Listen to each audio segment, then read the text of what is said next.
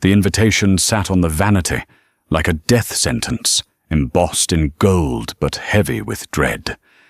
Everyone in London whispered that the House of Vance had finally crumbled, burying its honour under a mountain of gambling debts. Tonight, Lady Sandra Vance wasn't walking into the Ashbourne ball to find a husband. She was walking in to say goodbye.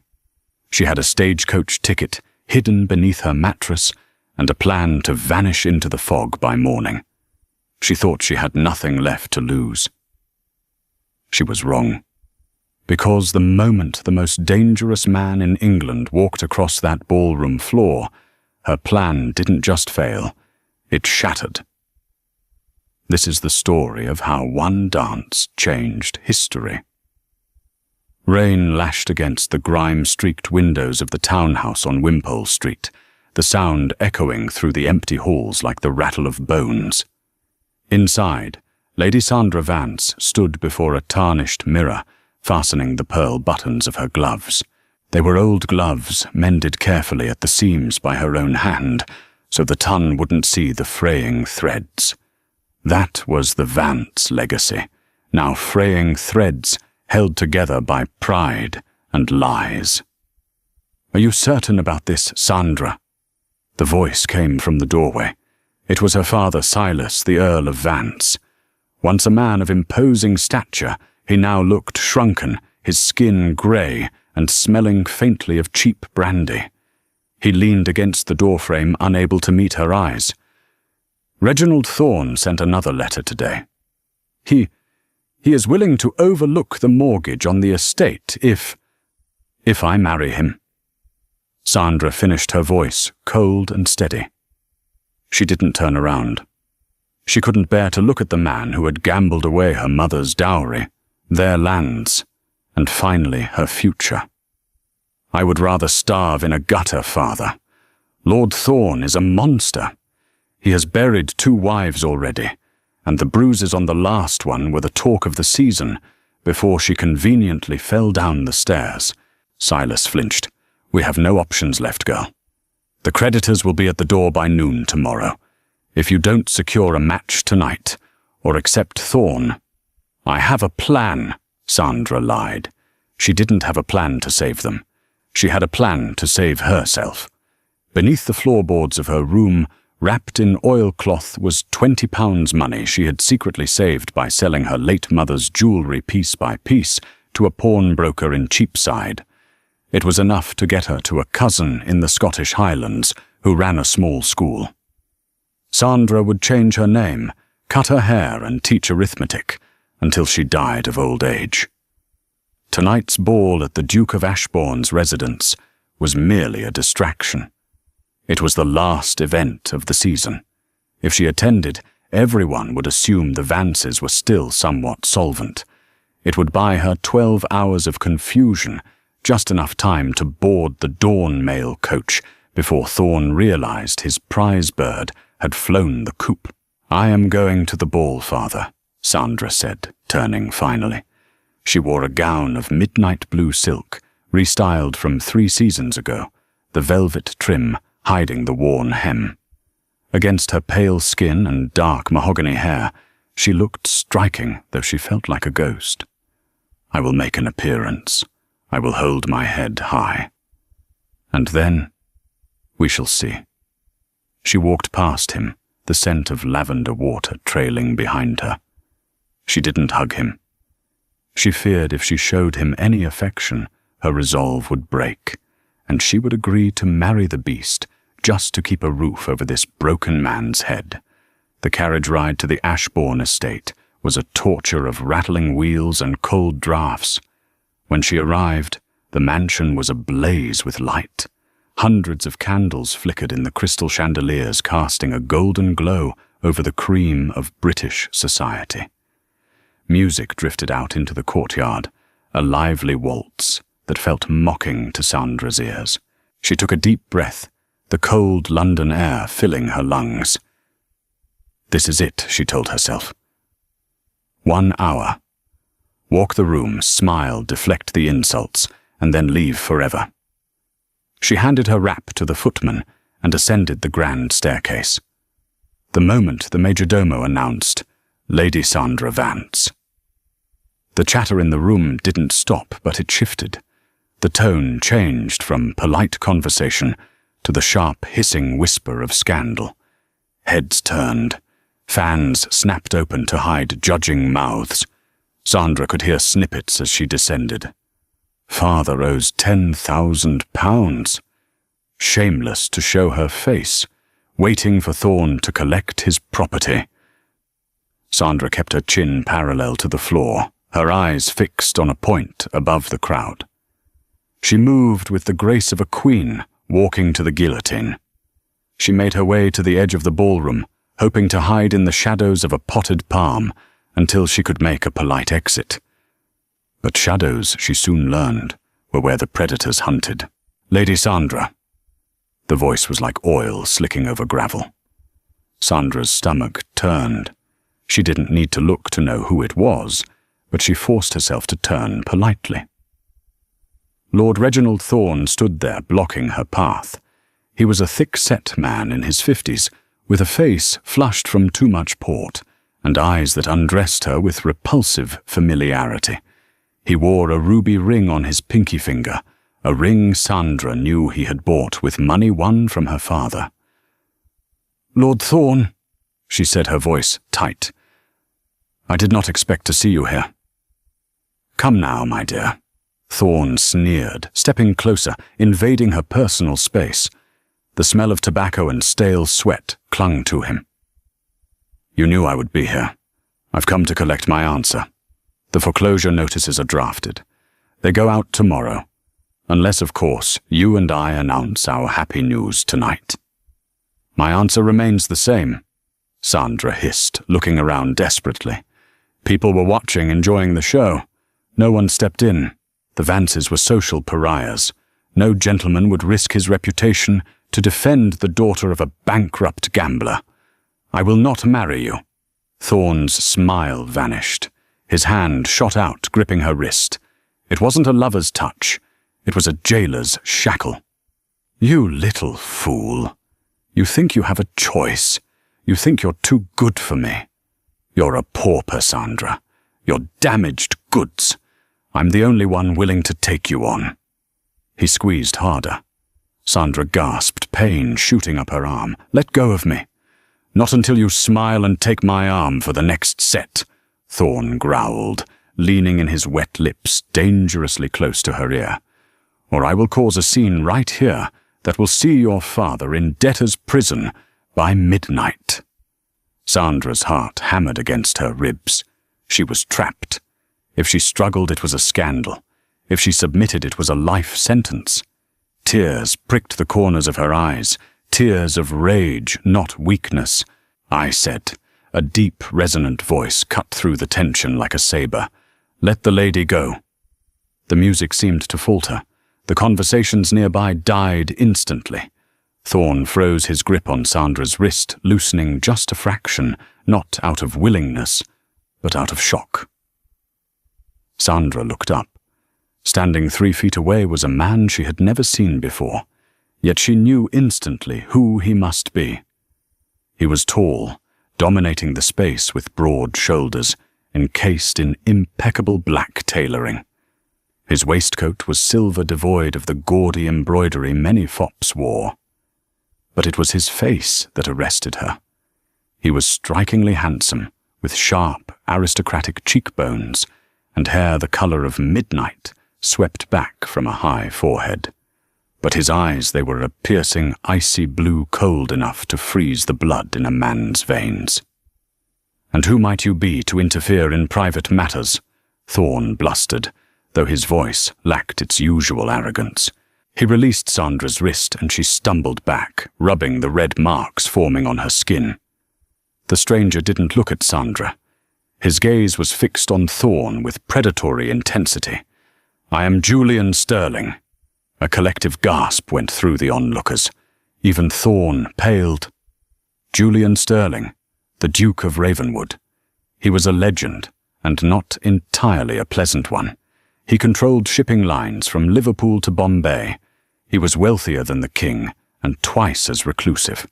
Rumors swirled that he had killed a man in a duel in Paris, that he had built his empire on ruthless efficiency, and that he possessed a heart made of granite. He rarely attended society events. His presence here was an anomaly. "Your Grace," Thorne stammered, bowing low, his sweaty face glistening. I didn't realize. Lady Sandra and I were merely discussing family business." "Is that what you call it?"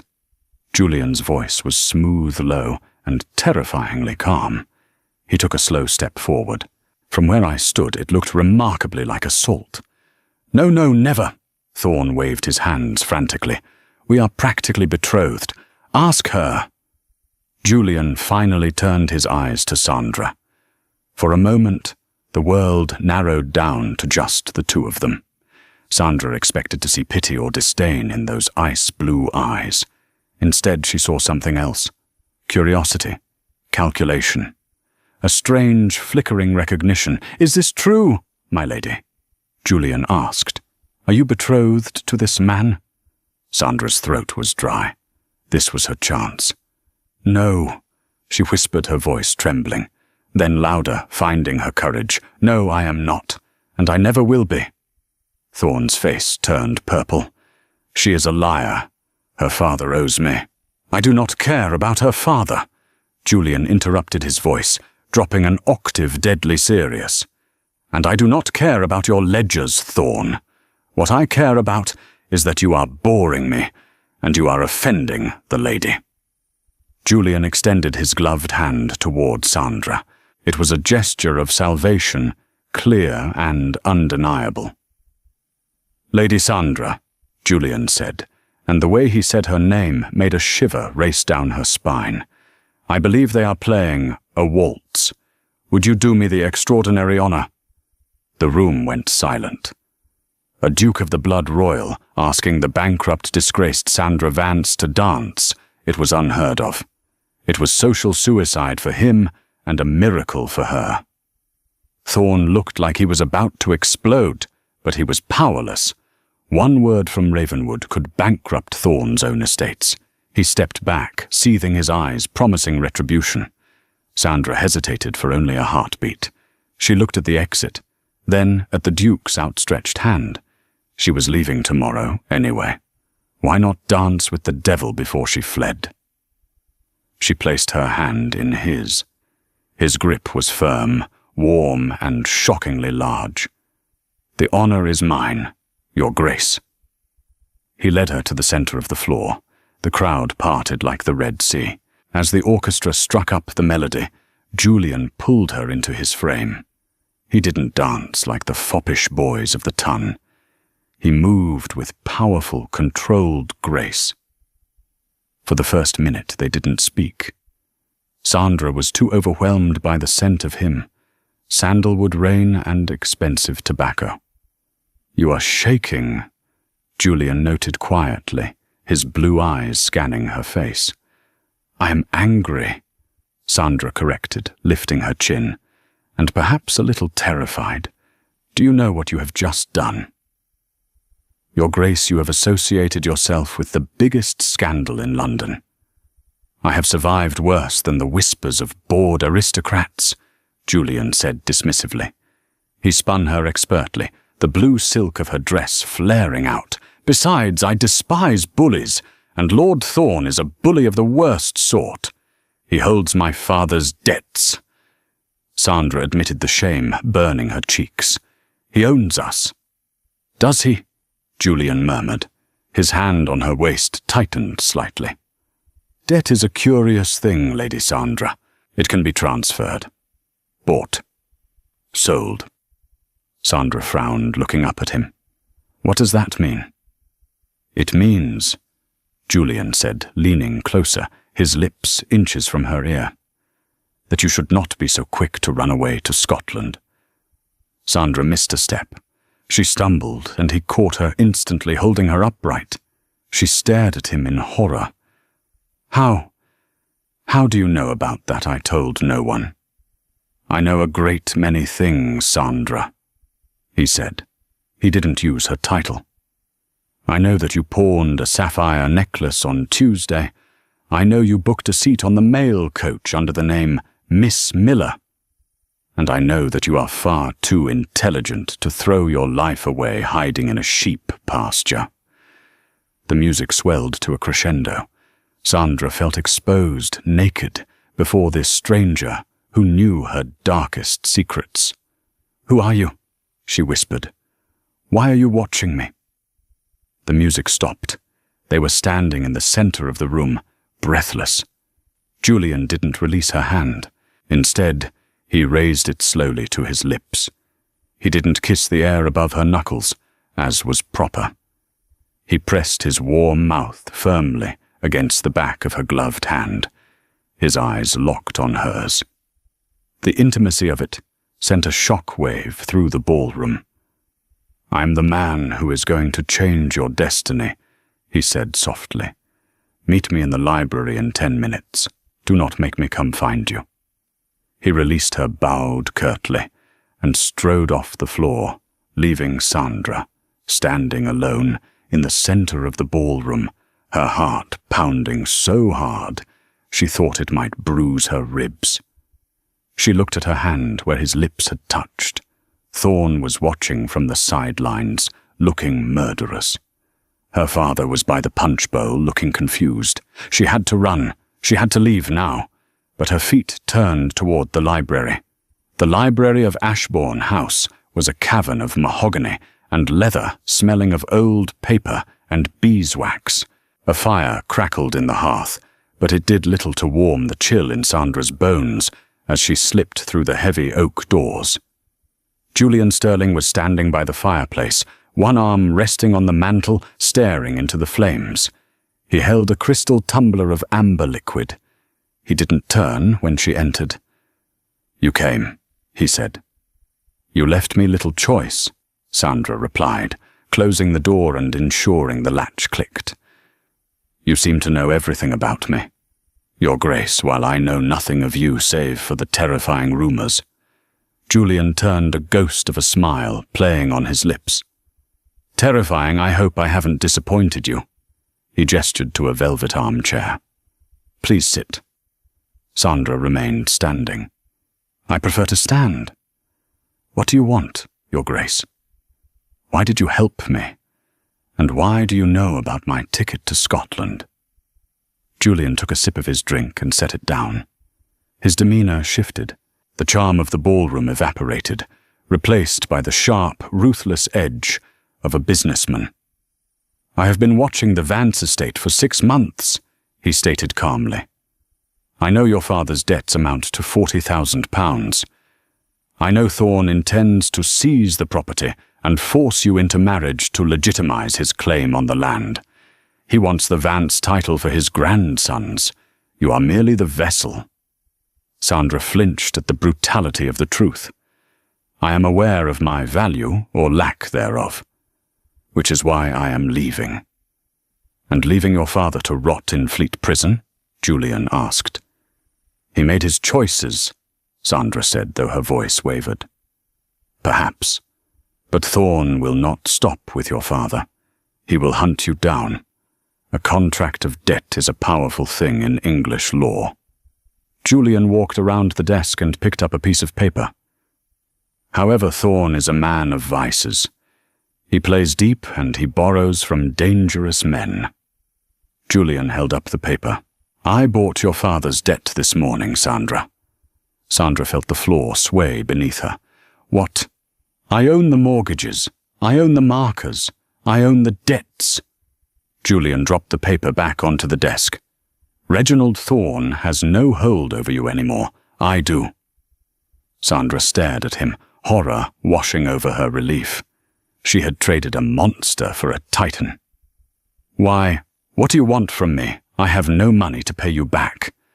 "I don't want money," Julian said, walking toward her until he was standing directly in front of her. The firelight danced in his blue eyes. "I need a wife." Sandra laughed, a short, hysterical sound. "You are the Duke of Ravenwood. You could have any woman in England. Princesses would line up for you." "Precisely," Julian said with a sneer of distaste. "I am besieged by mothers thrusting their vapid daughters at me. I am tired of the game, Sandra.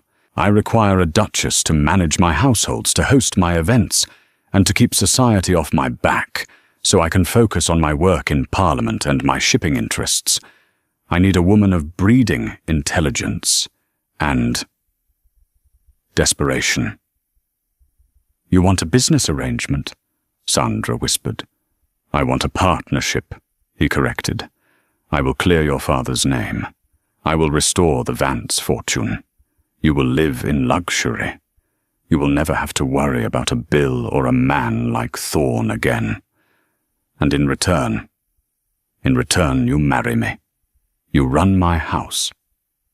And," he paused, his expression unreadable, "you ask no questions about my past. Specifically, you never enter the west wing of Ravenwood Manor." It was like something out of a Gothic novel. Bluebeard, she thought. He is Bluebeard. "And if I refuse?" "Then you are free to go to Scotland," Julian said indifferently. "But the debt remains. Thorne will likely find a way to purchase it back from my solicitors, as I will have no reason to hold it. And your father will be in chains by Monday." It wasn't a choice. It was a golden cage or a coffin. Sandra looked at this man, this beautiful, cold, terrifying man. He had saved her from Thorne, yes, but he had done it to secure an asset. Is there an expectation of affection?" Sandra asked, her face burning. Julian laughed, a dry, humorless sound. "I am not looking for love, Sandra. Love is a weakness I cannot afford. I require loyalty. Do we have a deal?" He held out his hand again. This time there was no music, just the crackle of the fire and the weight of her destiny. Sandra thought of her father. She thought of the cold Scottish rain. She thought of Thorne's wet lips. She placed her hand in Julian's. "We have a deal, Your Grace." He gripped her hand, his thumb brushing her pulse point. "Good. We marry in 3 days by special license. Go home, Sandra. Pack your things. Your life as a pauper is over." The wedding was a whirlwind of hasty arrangements and hushed gossip. They were married in a small private chapel on the outskirts of London. Sandra wore cream lace instead of white, a practical choice that matched the somber mood of the day. Her father, looking cleaner and more sober than he had in years thanks to Julian's intervention, wept openly. Julian stood beside her like a statue, carved from marble, perfect, cold, and utterly detached. When the priest told him to kiss the bride, he pressed his lips to her forehead, a chaste, dutiful gesture that felt more like a seal on a contract than a promise of affection. Ravenwood Manor, Julian's ancestral seat in Cornwall, was a beast of a house. Perched on a cliff overlooking a churning grey sea, it was a sprawling masterpiece of Gothic architecture, complete with gargoyles that seemed to leer at visitors. It was beautiful, majestic, and lonely. "Welcome home, Your Grace," the housekeeper Mrs. Halloway said upon their arrival. She was a stern woman, with a ring of keys at her waist and eyes that seemed to measure Sandra's worth in a single glance. "The Duchess will have the blue suite," Julian instructed, handing his coat to a footman. He turned to Sandra. "I have business in my study. Mrs. Halloway will show you the grounds. Dinner is at 8. Do not be late." And with that, he was gone. The first month of their marriage established a rigid routine. Sandra managed the household with an efficiency that surprised even herself. She organized the menus, directed the servants, and replied to the mountains of correspondence that arrived daily. She played the part of the perfect duchess. Julian was a ghost in his own home. He spent his days in the study or riding out to the tenant farms. They met only at dinner, where they sat at opposite ends of a table, long enough to seat 20. Their conversations were polite, intellectual, and painfully shallow. They discussed politics, the weather, the state of the wool trade. They never discussed themselves, but the house whispered. The servants would stop talking when she entered a room. Maid-servants would hurry past the corridor, leading to the west wing, their heads down. And at night, when the wind howled off the ocean, Sandra thought she heard sounds coming from that forbidden part of the house. Not screams, but something softer, a melancholic piano melody drifting through the stone walls. It was 3 weeks into her stay when curiosity finally warred with her promise. Julian had gone to London for a few days to attend a session in the House of Lords. The house felt emptier, yet somehow lighter without his brooding presence. It was a stormy Tuesday afternoon. The rain was hammering against the glass, making the interior of the manor dark and gloomy. Sandra found herself walking the long portrait gallery on the second floor. At the far end lay the heavy oak doors that marked the entrance to the west wing. "You never enter the west wing," he had said. But surely as mistress of the house, she had a right to know what needed cleaning, what repairs were required. It was a flimsy excuse, but it was the only one she had. She tried the handle. Locked.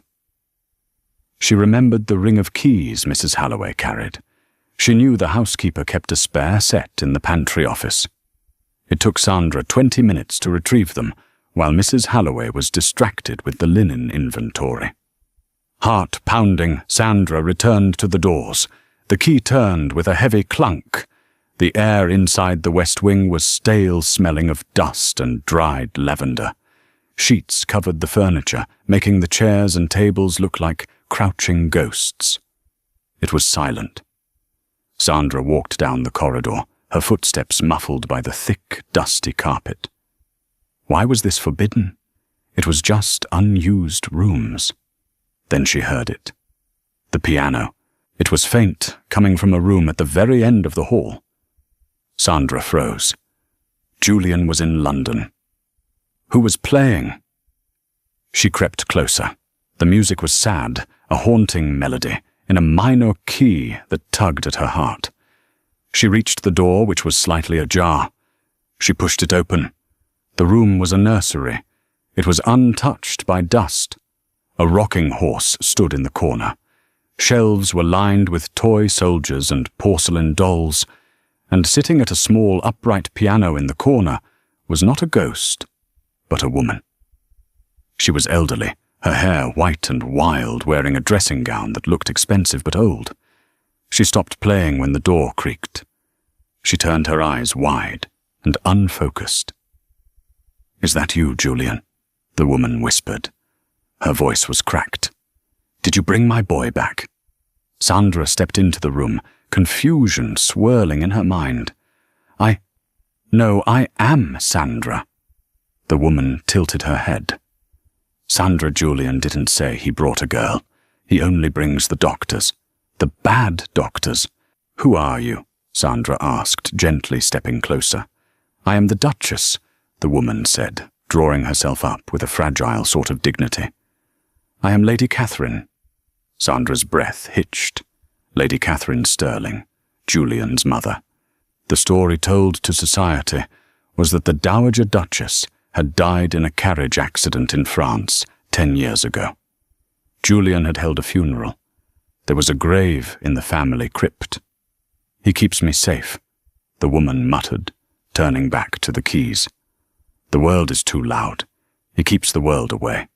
But he won't let me see Thomas. Where is Thomas?" Thomas, Julian's younger brother. He had died in the same accident, or so the story went. "What are you doing here?" The voice was a thunderclap. Sandra spun around. Julian stood in the doorway. He was drenched, his riding coat dripping water onto the floor. He had returned early, and he looked furious, more furious than she had ever seen a human being. His face was pale, his eyes blazing with a cold blue fire. "Get out!" he snarled. "Julian, I said get out!" He roared the words, stepping into the room and grabbing Sandra's arm.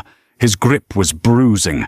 He dragged her out of the nursery, slamming the door shut behind him, locking it with a key from his own pocket. He marched her down the hallway, not stopping until they were back in the main house, in the safety of the gallery. He released her, shoving her slightly away from him. "You promised," he said, his voice shaking with rage. "You gave me your word." "You lied to me," Sandra shouted back, her fear replaced by adrenaline. "You lied to everyone. That is your mother. Everyone thinks she is dead. Why is she locked in there like an animal?" "Because she is mad." "Sandra," Julian shouted, the mask of the stoic duke finally cracking. "She has been mad since the day Thomas died. She tried to kill herself 3 times.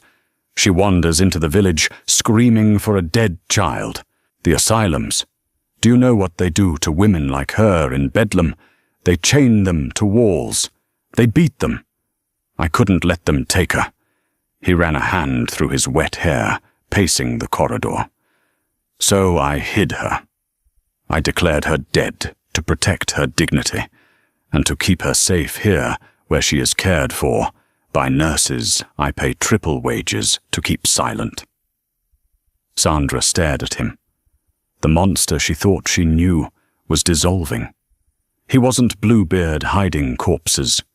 He was a son protecting a broken mother, carrying a burden of lies for a decade to save her from a living hell. "And Thomas?" Sandra asked softly. Julian stopped pacing. He turned to the window, looking out at the rain. His shoulders slumped. "Thomas died. I was driving the carriage. I lost control on the ice. It was my fault. She never forgave me. Every time she sees me, she asks where he is. She doesn't remember he's gone, or she refuses to believe it. Seeing me, it tortures her." Silence stretched between them, heavy and aching. "I didn't know," Sandra whispered. "You weren't supposed to know," Julian said, his voice hollow. "I wanted you to have a life here, untainted by my family's madness. I wanted you to be the light in this house, Sandra, not another keeper of secrets." He looked at her then, and for the first time, Sandra saw the immense loneliness in his eyes. He wasn't cold because he didn't feel. He was cold because he felt too much and had frozen himself to survive it. Sandra moved across the space between them. She reached out tentatively, touching his wet sleeve. "You are wet," she said softly. "You will catch a chill." Julian looked down at her hand, then up at her face, searching for judgment. He found none. "I broke my promise," Sandra said. "I am sorry, but I will not leave you to carry this alone anymore." Julian let out a ragged breath. He leaned his forehead against hers, his defenses crumbling. "I am tired, Sandra. I am so tired." "I know," she whispered, wrapping her arms around his damp waist, holding him as he shuddered. "Rest now. I am here." The revelation of the West Wing changed everything. The wall between them didn't vanish, but it lowered. Sandra began to visit Lady Catherine with Julian's permission. She found that music soothed the older woman. They would play duets, and on good days, Catherine would tell stories of Julian, as a boy painting a picture of a laughing, adventurous youth that Sandra struggled to reconcile with her stoic husband. Julian watched this transformation with wary awe. He began to join them for tea in the West Wing. He saw his mother smile at Sandra, saw her calm under Sandra's gentle influence. Slowly the ice around his heart began to thaw. Dinner conversations changed. They spoke of real things. Julian told her about his vision for shipping reform, about his desire to build better housing for his tenants. Sandra shared her ideas for the estate gardens, her love of poetry. One evening by the fire in the drawing room, Julian was reading aloud while Sandra embroidered. He stopped mid-sentence and looked at her. "You are wearing blue," he observed. "I am," she smiled. It is my favorite color. It suits you, he said. His gaze lingered on her, warm and intense. You have made this house a home, Sandra. I did not think that was possible. He stood and walked over to her chair. He took her hand, pulling her gently to her feet. The air between them crackled with a new tension, not fear, but desire. I told you I did not want love, Julian murmured, stepping closer, his hand coming up to cup her cheek. I think I may have lied about that too. Sandra's heart fluttered. She leaned into his touch. Julian. He kissed her then.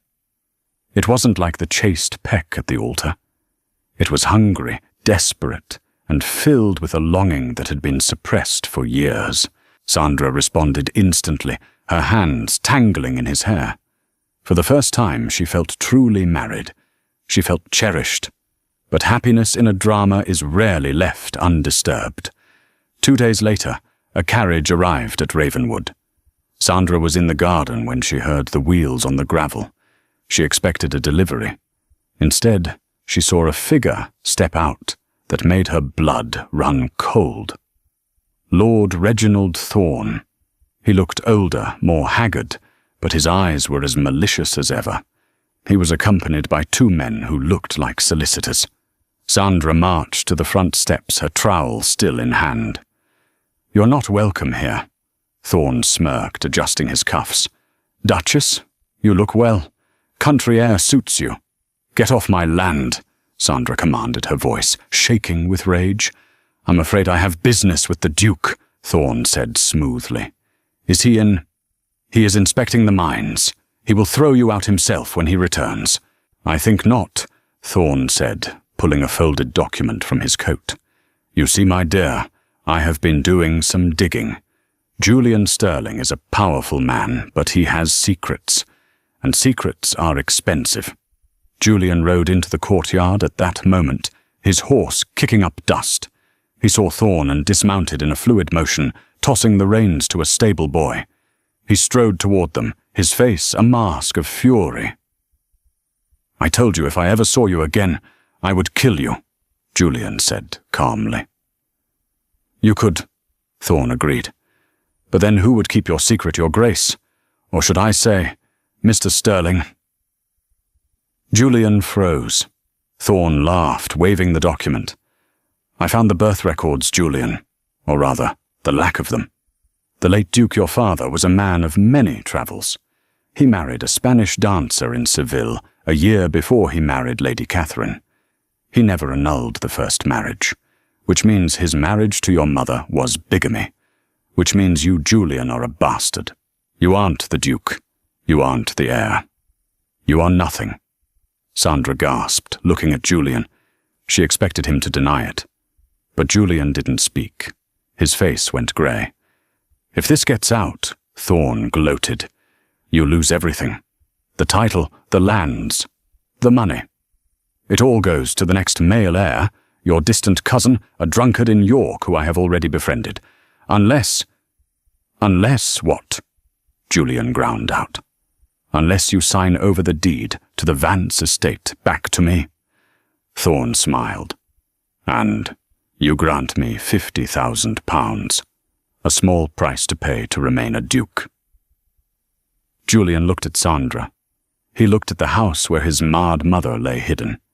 If he lost the title, he lost the money. He couldn't pay for her care. She would be thrown into bedlam. Get inside, Sandra, Julian said quietly. Julian, no. Get inside, he roared.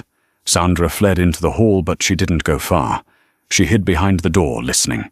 I need time to gather the funds, Julian said, his voice defeated.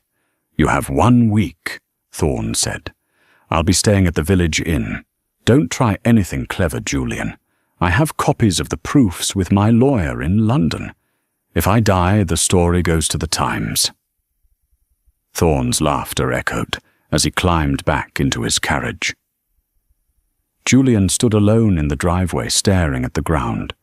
He looked like a man whose world had just ended. The silence in Ravenwood Manor was heavier than the stone walls that held it up. For 3 days, Julian didn't speak.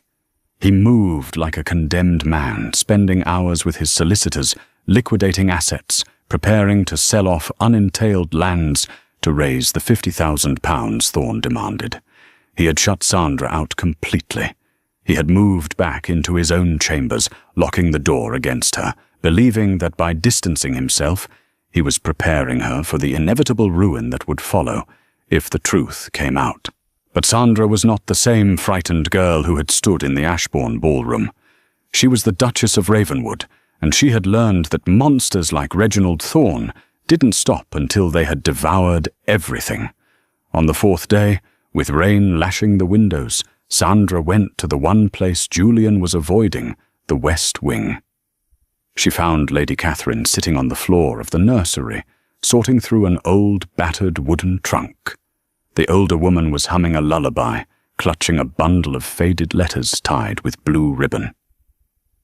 "He is sad," Catherine said, without looking up as Sandra entered. "My Julian. The bad man made him sad." Sandra sat on the floor beside her, ignoring the dust ruining her silk skirts. "Yes, Catherine.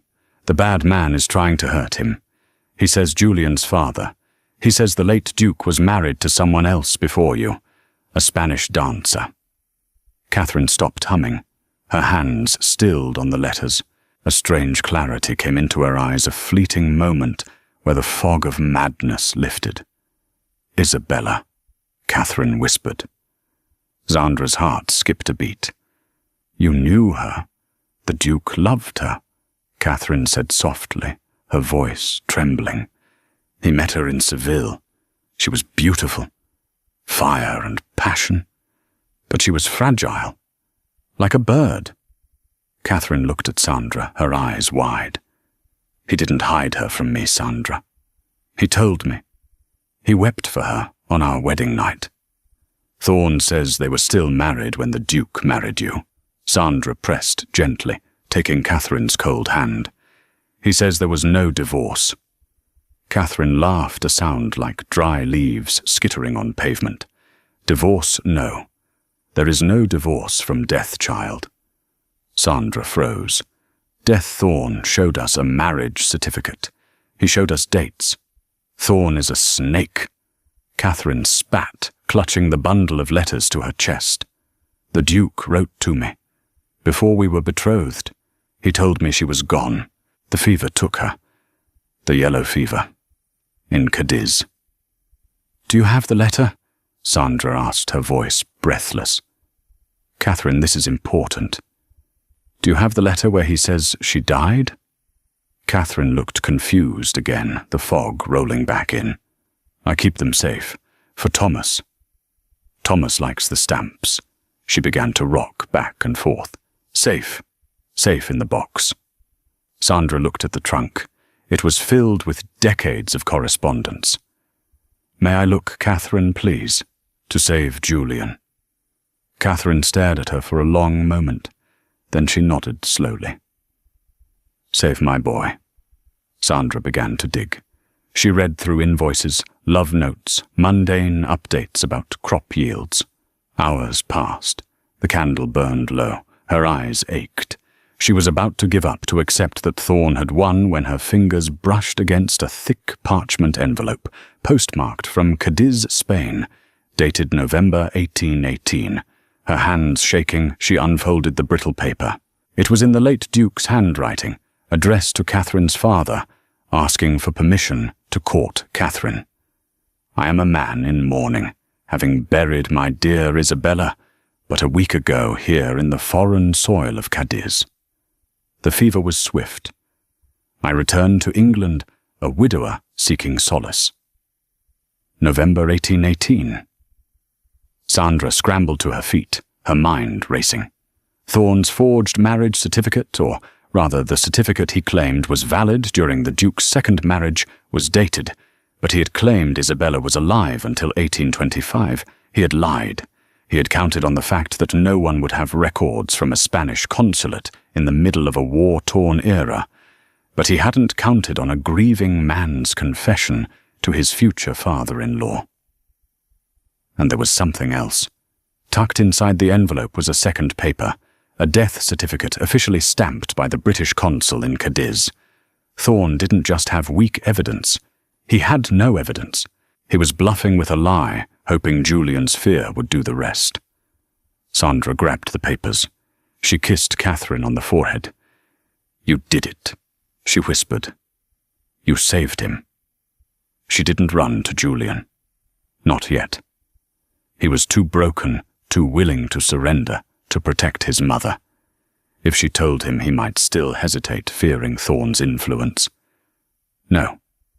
Sandra Vance knew how to deal with bullies. She needed to end this herself. She rang for the stable master. "Prepare the carriage," she commanded, her voice steel. "And send for the sheriff. Tell him the Duchess of Ravenwood wishes to report a crime." The deadline arrived at noon on Friday. The library was silent as a tomb. Julian sat behind his desk, a heavy box of gold sovereigns and a stack of banknotes sitting before him. He looked 10 years older than he had a week ago. He hadn't slept. He was ready to sign away his fortune, his pride, and his legacy to save his mother from the asylum. The clock struck 12. The heavy doors opened. Lord Thorne walked in smug and victorious. He was already dressed in a new velvet coat, anticipating his windfall. "Right on time," Thorne sneered, eyeing the money on the desk. "I always knew you were a sensible man, Julian, much smarter than your father." "Take it," Julian said, his voice a low growl. "Take it and get out. If you ever speak my name or my mother's name again, I will hunt you down." "Oh, I'll be quiet," Thorne laughed, reaching for the stack of notes. "As long as the money lasts." "Don't touch it." The voice came from the doorway, clear, imperious, and unwavering. Julian's head snapped up. "Sandra, leave us." Sandra walked into the room. She was wearing the midnight blue dress she had worn the night they met. She held her head high, her hands clasped behind her back. Behind her, standing nervously in the hallway, was the village sheriff and 2 deputies. "I said leave Sandra," Julian shouted, standing up. "This does not concern you." "It concerns me when a thief tries to rob my husband," Sandra said calmly. She walked past Julian, placing herself between him and Thorne. Thorne's eyes narrowed. "Careful, girl, or I'll ruin you too." "You have nothing," Sandra said. She pulled her hands from behind her back. In them she held the letter and the death certificate. "I visited the West Wing. Julian," she said, glancing back at her husband. "Your mother isn't just a secret. She is the keeper of history. She kept this." She threw the papers onto the desk. They landed with a soft slap that sounded like a gunshot in the quiet room. "A death certificate," Sandra announced, her voice ringing out. "Isabella Maria Santos died of yellow fever in November 1818. 2 years before, the late Duke married your mother. Julian is legitimate. The title is secure. And you, Lord Thorne, are a liar." Thorne's face drained of colour. He snatched up the paper, his hands shaking violently. He scanned the date. He crumbled it in his fist. This is a forgery. It's a trick." "It is stamped by the British consul," Sandra said coldly. "And the sheriff has already verified the seal." She turned to the door. "Sheriff." The sheriff stepped into the room, looking grave. "Lord Reginald Thorne, I am placing you under arrest for attempted extortion fraud and blackmail." "You can't do this," Thorne screamed, backing away as the deputies advanced. "I am a peer of the realm. I know people." "You are a bankrupt gambler who tried to blackmail a duke," Julian said. He had walked around the desk, picking up the death certificate and smoothing it out. He looked at it, reading the truth, feeling the weight of a lifetime of shame lifting off his shoulders. He looked up at Sandra, his eyes shining with a mixture of shock and overwhelming adoration. "Take him away," Julian commanded. Thorne was dragged out, kicking and screaming curses, his dignity stripped away just as he had tried to strip away theirs. When the doors closed, the silence that returned to the library wasn't heavy. It was the silence of peace. Julian stared at Sandra. He didn't move for a long time. Then slowly he walked toward her. He stopped inches away, looking at her as if he were seeing the sun for the first time after a long winter. "You saved me," he whispered. "I tried to push you away. I tried to bury myself, and you walked into the fire for me. You saved me first, Julian," Sandra said, tears finally spilling onto her cheeks. "You bought my freedom. I only returned the favor." "No." Julian shook his head. He reached out, cupping her face with trembling hands. "This wasn't a transaction. You fought for me. No one has ever fought for me. Not for Julian. Only for the Duke." "I love the Duke," Sandra said softly. "But I adore Julian." He kissed her then. It was a kiss of total surrender. It was the end of the contract and the beginning of the marriage. 6 months later, Ravenwood Manor hosted the grandest ball Cornwall had ever seen. The crystal chandeliers blazed, the music swelled. At the top of the stairs stood the Duke and Duchess of Ravenwood. Sandra wore a gown of shimmering silver, and around her neck was the Ravenwood sapphire. But the most shocking sight was the woman standing beside them. Lady Catherine, frail but smiling, dressed in elegant velvet, stood holding her son's arm. She was no longer hidden. She was protected, yes, but no longer a shameful secret. The tongue whispered, of course, but one look from the Duke's icy blue eyes silenced them all. When the waltz began, Julian turned to Sandra. "They say this is the event of the season."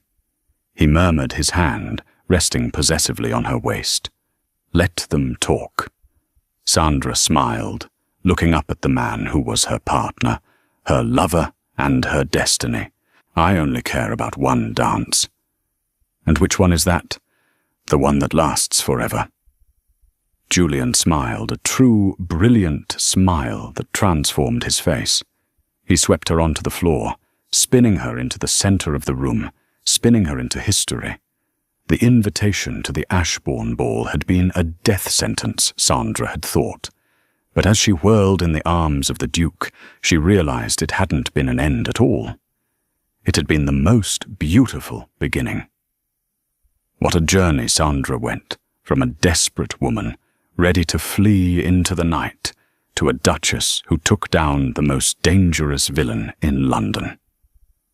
It just goes to show that sometimes the things we think are destroying us, like that terrible invitation to the ball, are actually the doors to our destiny opening up. Julian thought he had to bear his burdens alone, but Sandra proved that real love is about fighting battles together. If you were Sandra, would you have forgiven Julian for hiding such a massive secret in the West Wing, or would you have walked away? Let me know in the comments below. If you enjoyed this story of romance, secrets, and sweet justice, please hit that like button. It really helps the channel. Don't forget to subscribe and ring the bell so you never miss a new story. I'll see you in the next video.